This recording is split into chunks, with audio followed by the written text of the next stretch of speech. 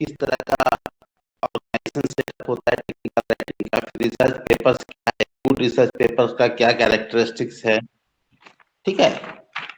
Main sections of papers क्या हो गया, अब पब्लिकेशन प्रोसेस क्या है, यानी टेक्निकल राइटिंग के बारे में हम लोग जानेंगे टेक्निकल राइटिंग क्या है। इससे पहले हम लोग डिस्कस किए थे, एक बार ऑलरेडी पढ़ाए हुए कि पब्लिकेशंस के बारे में, कितने तरह का पब्लिकेशंस होता है, जैसे लीफलेट्स हो गया, फोल्डर्स हो गया, बुलेटिन्स हो गया, ठीक है,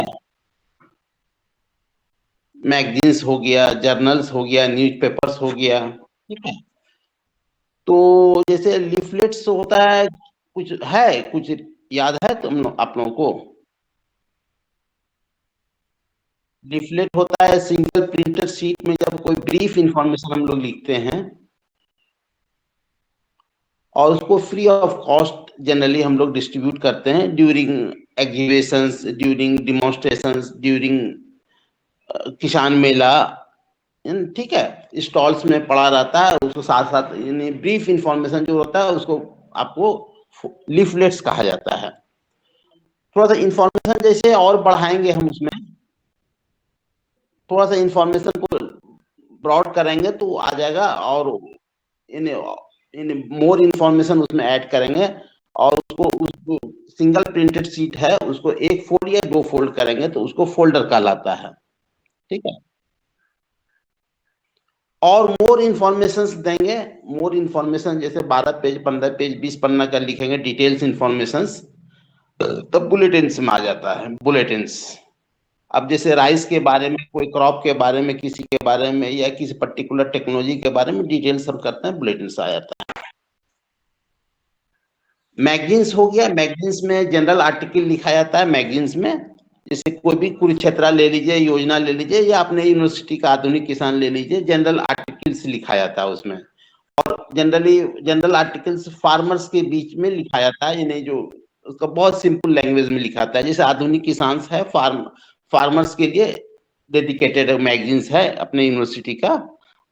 तो उसमें क्या होता है कि जनरल आर्टिकल्स में क्या होता है कि आर्टिकल, जनरल आर्टिकल्स, जैसे जैसे यहाँ पे अपने यूनिवर्सिटी है, यूनिवर्सिटी में बहुत सारे डीन्स है, बहुत सारे हेड्स है, बहुत सारे डिपार्टमेंट्स है, सब लोग अपने अपने इससे लिखता है अपना, कोई एग्नोमी से लिख रहा है, कोई एक्सटेंशन से लिख रहा है, कोई सॉइल साइंस से लिख रहा है, कोई ब्रीडिंग एस्पेक्ट से लिख रहा है, कोई एग्रीकल्चर इंजीनियरिंग के एस्पेक्ट से लिख रहा है, फार्म मशीनरी, सॉइल कंजर्वेशन से लेके आपका कोई आपका एनिमल हस्बेंड्री से लिख रहा है, कोई फिशिंग से लिख रहा है, हर तरह का आर्टिकल जाता है। जैसे आधुनिक किसान यहाँ पे फार्मर्स के लिए, तो फार्मर्स के पॉइंट ऑफ व्यू, जो फार्मर्स, जो रीडर्स मेरा है, रीडर के पॉइंट ऑफ व्यू से लोग लिखता है उसको, और फिर कंपाइल किया जाता है कि हर एस्पेक्ट को टच कर रहा है कि नहीं, as per season, as per need क्या है फार्मर्स का, इस कम्युनिटी का, यहाँ पे पर्टिकुलर एरिया में, उसी हिसाब से सेलेक्ट करता है। जो भी एडिटर्स रहता है मैगजीन्स में, एडिटर्स रहता है, एसोसिएट एडिटर्स रहता है, कंपाइल करता है, एडिट करता है, जो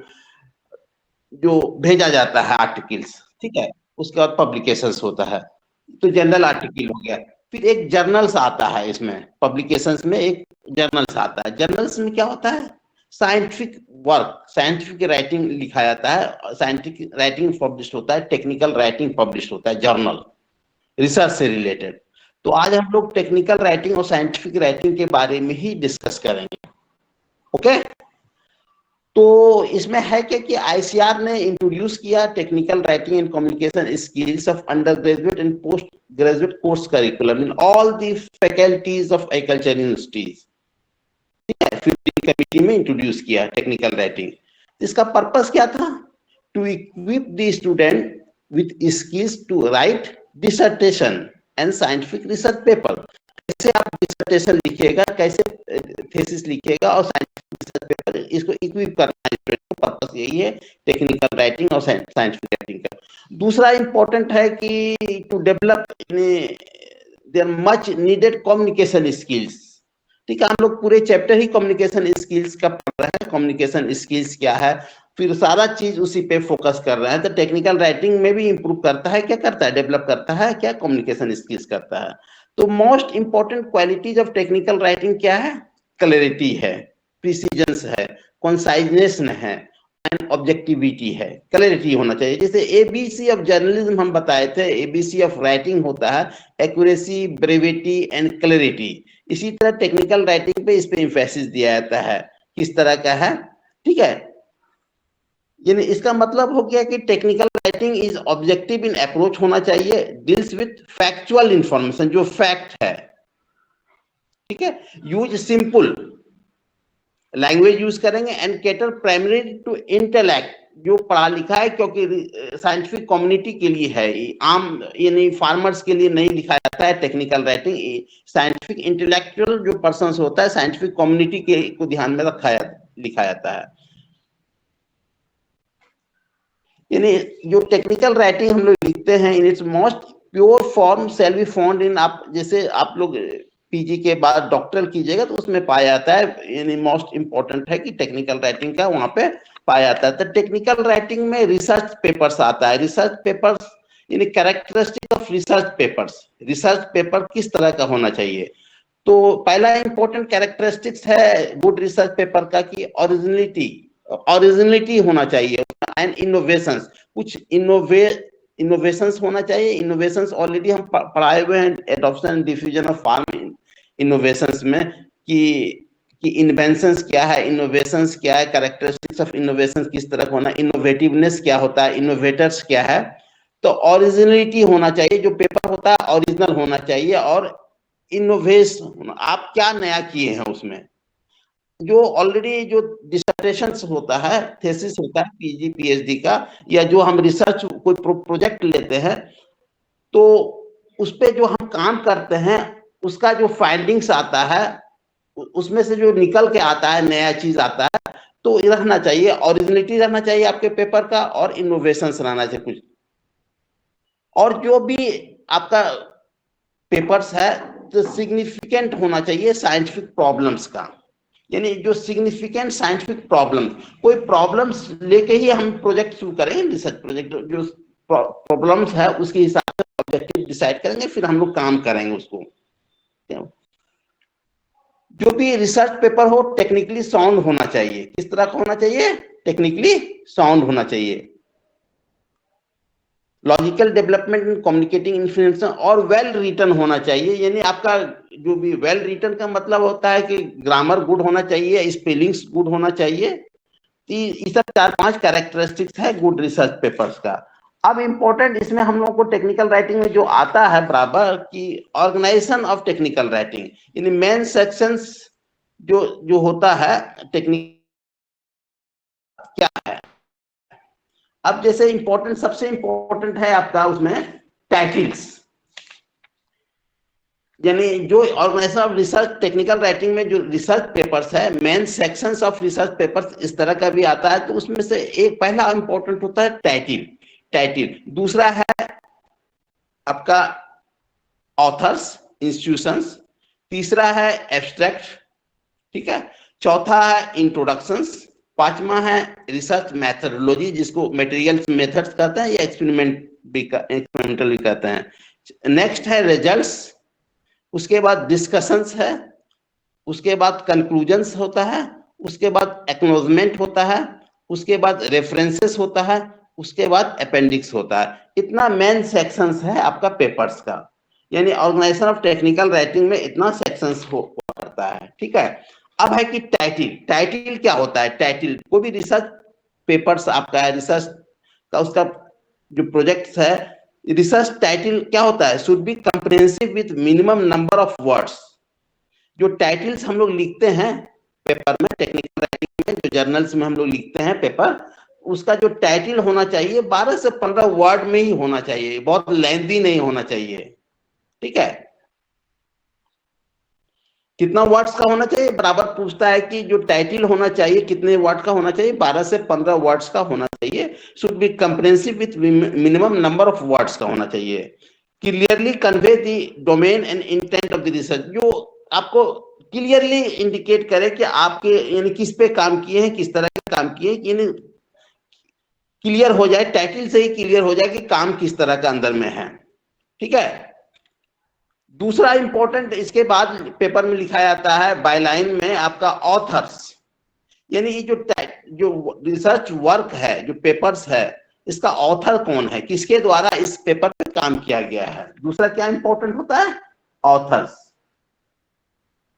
इसमें आपका इस बायलाइन में name and address of the author and institution under whose authority the work is done in presented here, इसमें लिखते हैं हम लोग ऑथर्स में। जैसे मान लीजिए कोई XYZ काम किया है और उसके अंदर में मान लीजिए RPCU पूसा में उसका ऑर्गेनाइजेशन का नाम लिखाता है, इसमें आपका ईमेल आईडी भी लिखाता है और आपका फोन नंबर भी लिखाता है। और इसमें ये भी इंडिकेट होता है 2-3 ऑथर्स हुआ करता है, कभी एक ऑथर होता है, कोई 2-3 ऑथर्स भी हुआ करता है। तो उसमें जो कॉरस्पॉन्डिंग ऑथर है, किसके द्वारा कॉरस्पॉन्डेंट किया जा रहा है, वो लिखा जाता है स्टार मार्क करके। मान लीजिए 3 ऑथर्स है तो उसमें से कोई जरूरी नहीं कि सब कॉरस्पॉन्डेंस करेगा, कोई कॉरस्पॉन्डेंस जो ऑथर होता है उसमें स्टार मार्क कर दिया, लिख दिया जाता है कॉरस्पॉन्डिंग ऑथर। तीसरा इंपॉर्टेंट होता है मेन सेक्शंस पेपर्स का कि एब्स्ट्रैक्ट। एब्स्ट्रैक्ट क्या है, abstract is given to facilitate quick comprehension of the content of the reports. जो रिपोर्ट्स है क्विक कंप्रिहेंशन, यानी very short and generally cover 150 से 250 वर्ड, 150 से 200 वर्ड, जनरली मैक्सिमम 250 वर्ड तक हम लिखते हैं एब्स्ट्रैक्ट में। यानी बहुत शॉर्ट फॉर्म में एब्स्ट्रैक्ट ही बता देता है कि अंदर डिटेल्स क्या होता है। जनरली जो रिसर्च पेपर्स होता है 10 से 15 पेज का ही जर्नल्स वगैरह मांगता है कि 10 से 15 पेज में ही हमको चाहिए, 12 फॉन्ट साइज चाहिए, रोमन वाले में चाहिए, सारा क्लियर रहता है। हर रिसर्च पेपर का अलग अलग स्टाइल्स होता है, एक जनरल स्टाइल्स हम बता रहे हैं कि सेक्शन ऑफ पेपर्स क्या होता है। तो abstract is given to facilitate quick comprehension of the content of the report. जो आपका रिपोर्ट है उसका very short and generally cover 150 to 200 word, general maximum 250 words में लिखा जाता है एब्स्ट्रैक्ट। ठीक है, नेक्स्ट मेन सेक्शन एब्स्ट्रैक्ट के बाद क्या होता है, इंट्रोडक्शंस। इंट्रोडक्शन में क्या होता है, इंट्रोडक्शन में introduce the topic in brief and lucidly. In brief way में हम इंट्रोड्यूस करते हैं कि जो मेरा वर्क है, जो पेपर्स का वर्क है, जो टाइटल्स है, उस पर ब्रीफ हम बताते हैं। गिव बैकग्राउंड ऑफ इंफॉर्मेशन भी देते हैं, define the nature and extent of problem को भी यहाँ पे डिफाइन करते हैं, relate the research to the research work में रिलेट भी यहाँ पे करते हैं, एक्सप्लेन द ऑब्जेक्टिव, जो ऑब्जेक्टिव ले रहे हैं, जो प्रॉब्लम को देख के उसको भी यहाँ पे लिखते हैं, and highlight the need of the present investigation. Present investigations का क्या नीड है, आप इंट्रो में ही हम लोग लिखते हैं।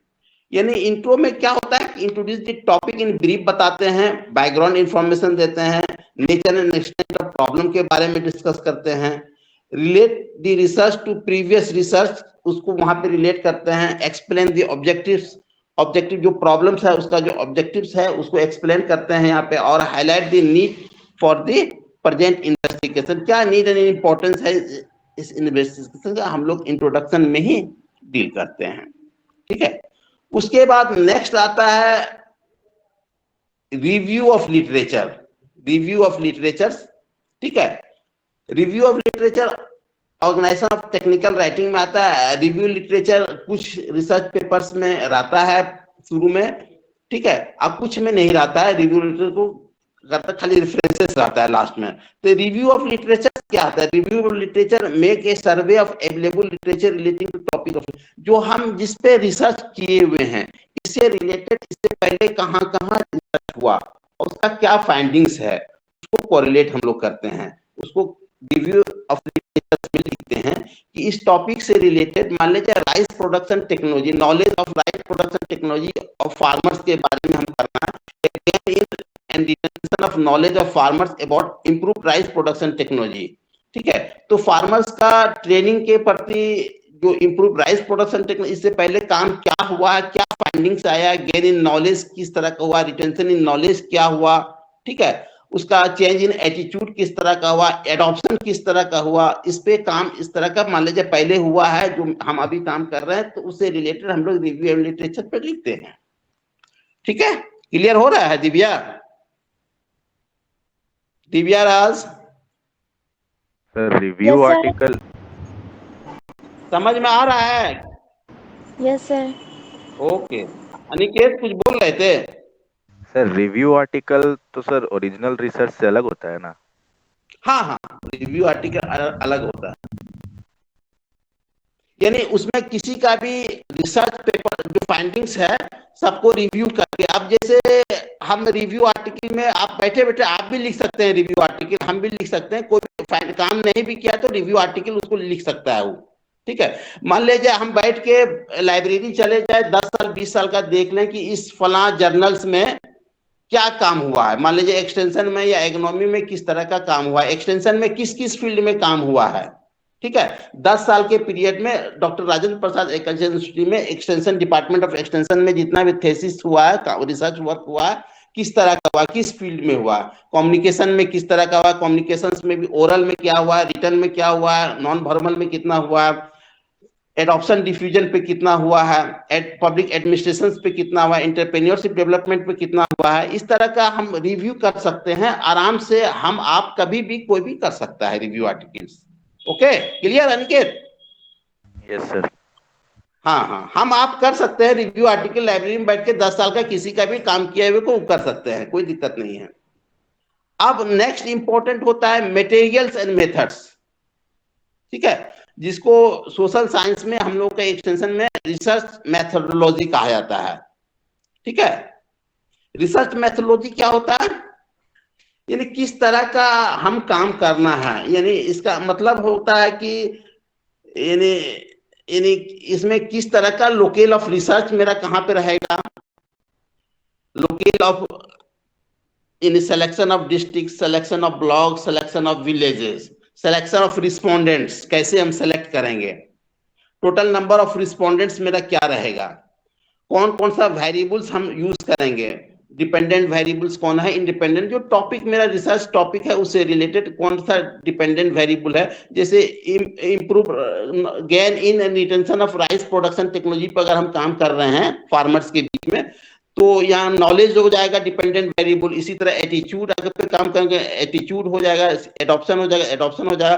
फिर इंडिपेंडेंट वेरिएबल्स में हम लोग लेते हैं कि आपका एजुकेशन लिए, एज लिए, सोशियो इकोनॉमिक कंडीशंस, जो भी कास्ट से लेके, फैमिली से लेके, टाइप से लेके, सारा रिस्क प्रेफरेंसेस से लेके, मेंबर ऑफ ऑर्गेनाइजेशन से लेके सारा, और उसको हम लोग कोरिलेट भी करते हैं कि रिलेशनशिप देखते हैं कि अगर मान लीजिए एज बढ़ता है, बताया था ना एडॉप्शन डिफ्यूजन में कि अगर एज बढ़ता है तो दूसरा एडॉप्शन किस तरह का होगा, अगर एजुकेशन लेवल पे क्या है, कोरिलेशन करते हैं हम लोग जो स्टैटिस्टिकल मेथड यूज करते हैं इसी में रिसर्च मेथोडोलॉजी में, कि कौन सा स्टैटिस्टिकल मेथड यूज करेंगे, फ्रीक्वेंसी करेंगे, परसेंटेज करेंगे, मीन करेंगे, कोरिलेशन करेंगे, रिग्रेशन करेंगे, ये सब आता है रिसर्च मेथोडोलॉजी में। यानी कहाँ पे हम काम करना है, सिलेक्शन ऑफ रिस्पोंडेंट किस तरह का है, सिलेक्शन ऑफ विलेज किस तरह का करेंगे। जैसे सोशल साइंस में हम लोग एक्सटेंशन साइंस में मेन हम लोगों का क्रॉप है, फार्मर्स है, फार्म यूथ है, फार्म वुमेन्स है। ठीक है, तो हम लोग क्वेश्चनायर्स डेवलप करते हैं सबसे पहले रिसर्च करने के लिए, सोशल साइंस में रिसर्च करने के लिए, किसी भी चीज का रिसर्च करना है, जैसे जैसे क्रॉप साइंटिस्ट तो क्रॉप लगाता है, इकोनॉमिकल साइंस क्रॉप लगाता है, उसी में पैथोलॉजिकल साइंस या एंटोमोलॉजिकल साइंस जो डिजीज उस पर काम करता है। लेकिन सोशल साइंस में क्या होता है, क्वेश्चनायर्स डेवलप किया जाता है। क्वेश्चनायर्स एंड इंटरव्यू शेड्यूल दो टूल्स है, यानी डाटा गैदरिंग टूल्स कहलाता है क्वेश्चनायर्स और इंटरव्यू शेड्यूल, दोनों में बोथ क्वेश्चंस ऑफ सेट्स होता है दोनों में। लेकिन व्हाट आर द डिफरेंसेस, दोनों में क्या अंतर है अनिकेत, क्वेश्चनायर एंड शेड्यूल में? क्वेश्चनर हो गया एक पर्टिकुलर ग्रुप के लिए सही रहेगा, उसमें एक कलेक्टिव रिस्पॉन्स दे सकते हैं। इंटरव्यू शेड्यूल हो गया face to face interaction type with an individual. चलो और कोई,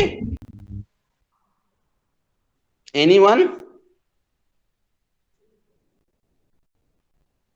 दोनों में सेट्स ऑफ क्वेश्चंस होता है, सेट्स ऑफ क्वेश्चंस होता है। सर जैसे एक में सर रिटन रिस्पॉन्स मिलेगा क्वेश्चनर में, पर इंटरव्यू शेड्यूल में और भी जैसे पर्सनालिटी के बारे में उसका क्या इम्पैक्ट पड़ रहा है क्वेश्चन का, मतलब रीडर आंसर देने में। तुम एक चीज सही गए हो, तुम फेस टू फेस इंटरेक्शन।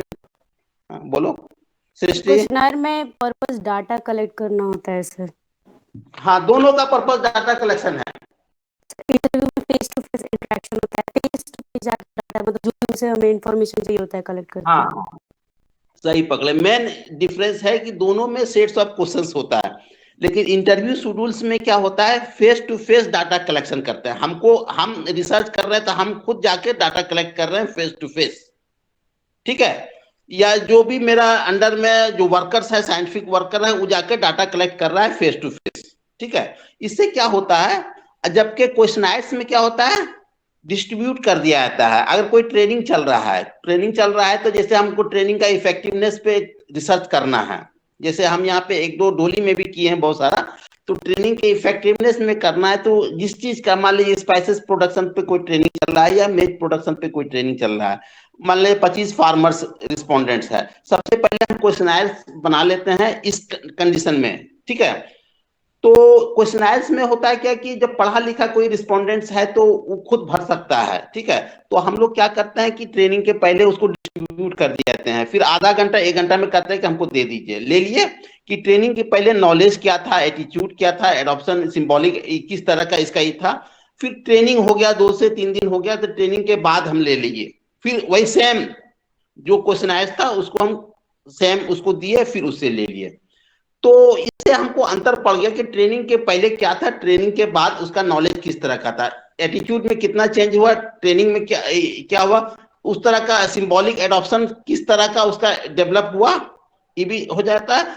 तो कहने का मतलब है कि इस तरह के जो पढ़े लिखे रहते हैं उसको हम दे देते हैं या मेल कर देते हैं। आजकल तो मेल कर दिया जाता है, कोरोना पीरियड में सारा क्वेश्चनर्स मेल कर दिया, आ गया। लेकिन इंटरव्यू शेड्यूल्स में क्या होता है, फेस टू फेस हम लोग जाते हैं और डाटा कलेक्ट करते हैं। इसका एक बेनिफिट ये है कि जब फेस टू फेस हम कलेक्ट करेंगे तो कोई भी किसी तरह का कोई कंफ्यूजन है तो वहीं पे क्वेरी हो जाता है, वहीं पे सॉल्व हो जाता है। तो इसका मतलब है कि 100 का 100 फुल डाटा फिलअप होता है कहीं कोई। जबकि क्वेश्चनायर्स में क्या होता है, आप दे दीजिएगा तो कोई जरूरी नहीं कि सब लोग भर ही देगा, जो समझ में आएगा भरेगा और लौटा देगा, ठीक है।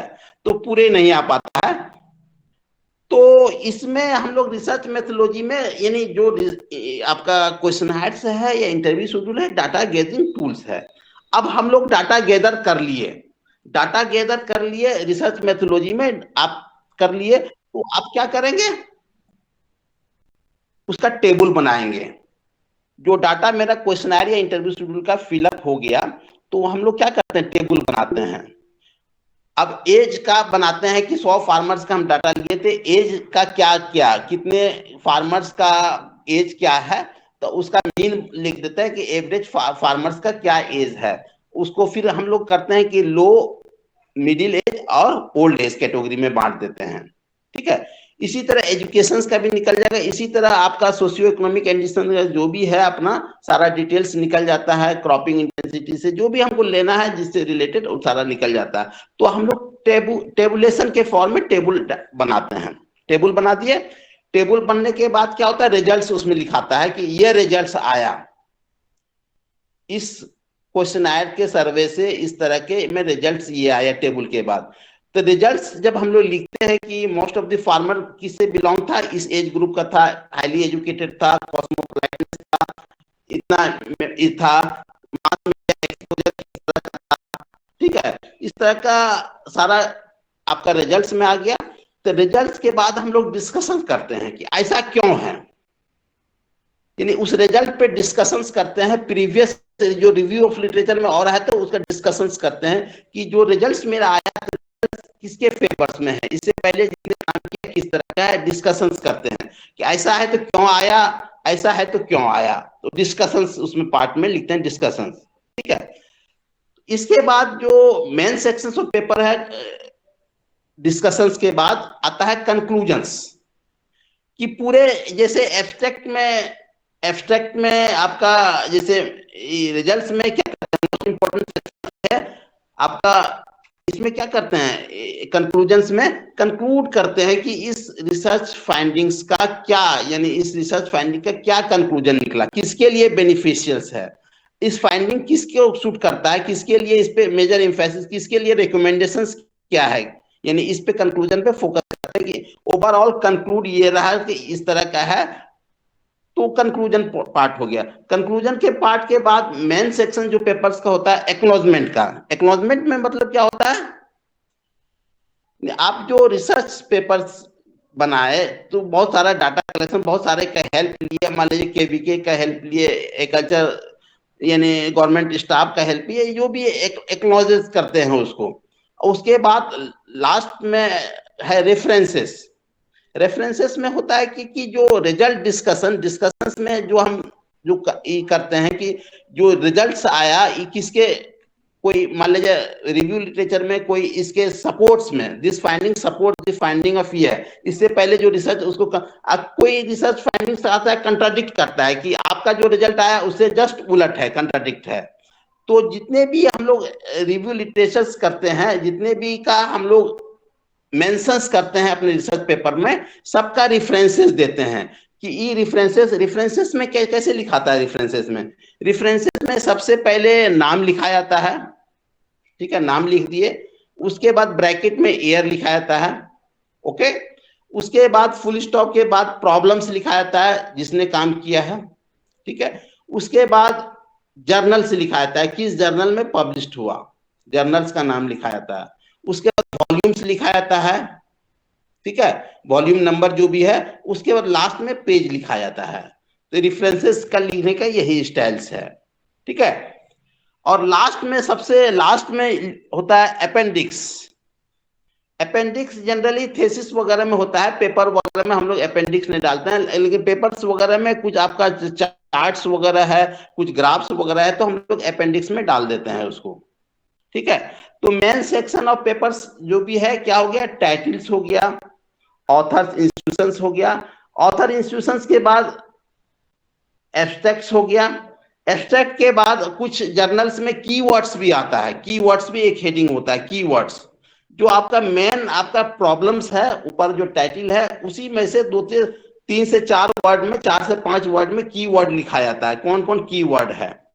उसके बाद इंट्रो हो गया, रिसर्च मेथोडोलॉजी हो गया जिसको मटेरियल मेथड कहा जाता है, रिजल्ट्स हो गया, ठीक है, डिस्कशंस हो गया, कंक्लूजन्स हो गया, एक्नॉलेजमेंट हो गया, रेफरेंसेस हो गया और अपेंडिक्स हो गया,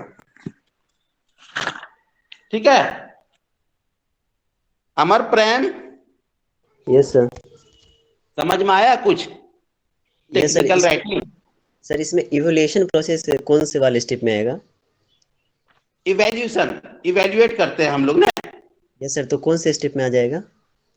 इवैल्यूएशन में, जैसे इवैल्यूएशन में क्या होता है, इवैल्यूएशन में कि जो ऑब्जेक्टिव हमारा था कहां तक पहुंचा, कहाँ तक पहुंचा। यस सर, ठीक है। तो जो ऑब्जेक्टिव हम लोग डिस्कस करते हैं तो इसमें डिस्कशंस पार्ट्स में आ जाएगा, सारा डिस्कशंस पार्ट्स में आता है। उसी में हम लोग कोरिलेट करते हैं कि जो ये था, जो फाइंडिंग्स मेरा है, उस फाइंडिंग कहां तक पहुंचा, या जो फाइंडिंग है मेरा किसका सपोर्ट्स कर रहे हैं हम लोग, ठीक है, किसका ये मेरा फाइंडिंग है कंट्राडिक्ट किससे कैसे कर रहा है, ठीक है। Yes sir. और सर इसमें रिकंसिडरेशन स्टेप आएगा क्या? नहीं, जो मेन स्टेप्स यही है, कंसिडरेशंस वगैरह स्टेप्स नहीं आता है इसमें। जो आपका जो इवैल्यूएशन स्टेज भी इसमें नहीं आता है, मेन सेक्शन पेपर में नहीं आता है। जो फाइंडिंग्स आया मेरा फाइंडिंग्स आया उसी का हम लोग डिस्कशंस करते हैं, ठीक है।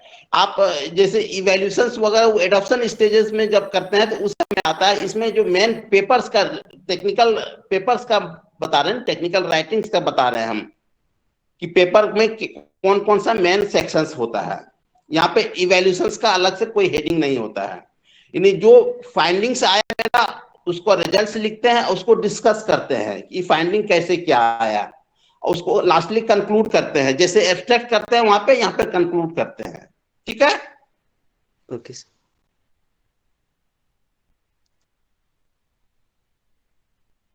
सचिन कुमार,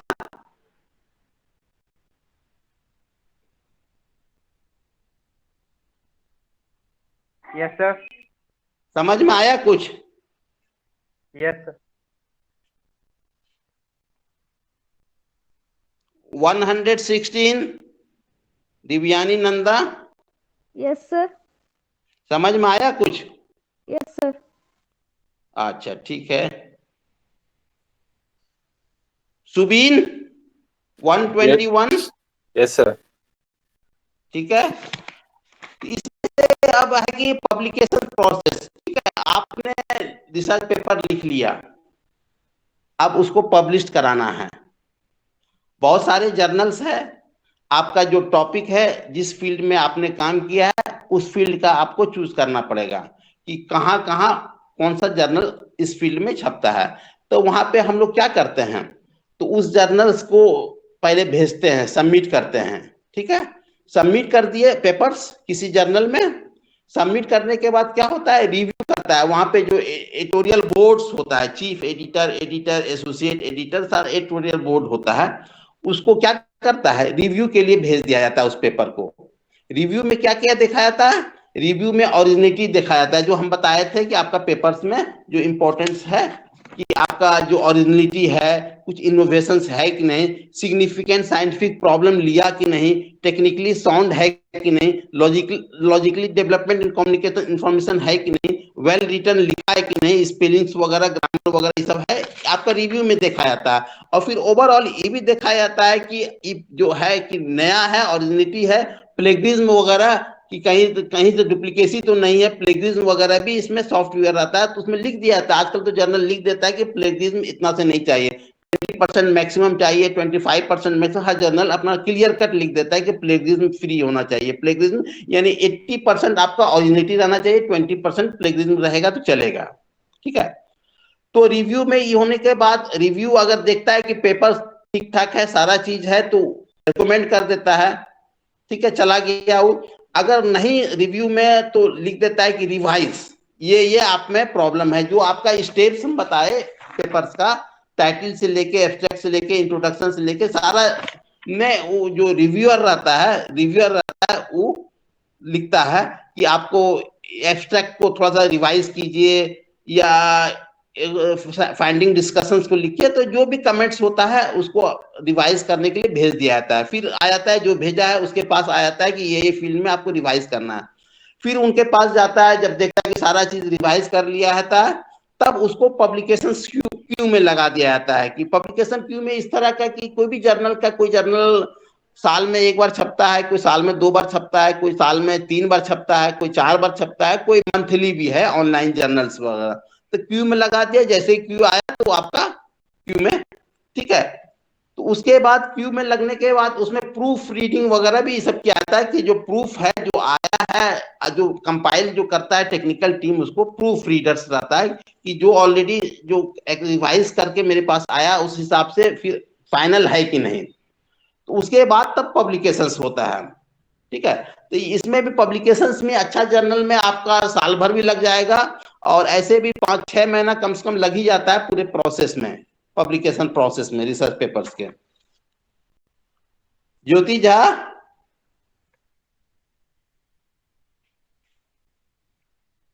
ज्योति झा 123,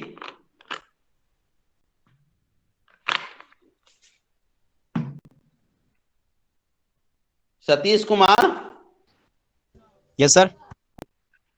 समझ में आया आज का? Yes sir. समझ में आ गया ने? Yes sir.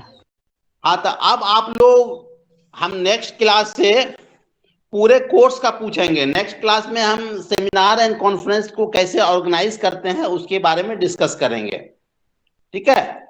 लेकिन आप लोगों को पूरे कोर्स पढ़ के आना है, तो पूरे कोर्स का रिवीजन कराएंगे हम लोग क्लास में।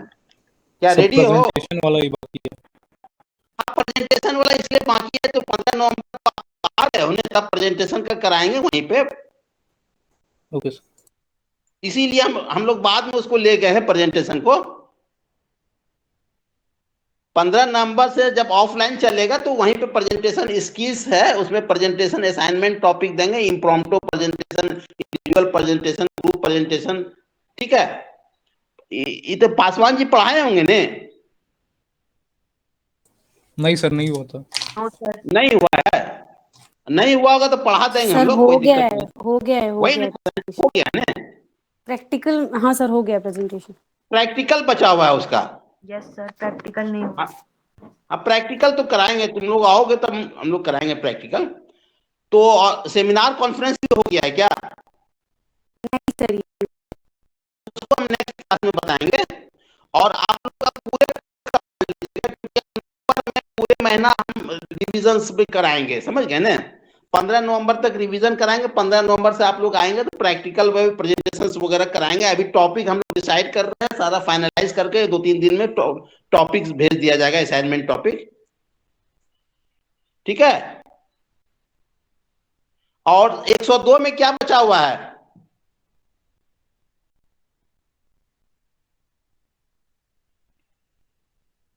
एक 102 का किसी को पता है? Yes sir, monitoring and evaluation बचा है, ट्रांसफर ऑफ एक चैप्टर टेक्नोलॉजी। और ट्रांसफर ऑफ टेक्नोलॉजी, 2 ही बचा हुआ है। तब चलो ठीक है।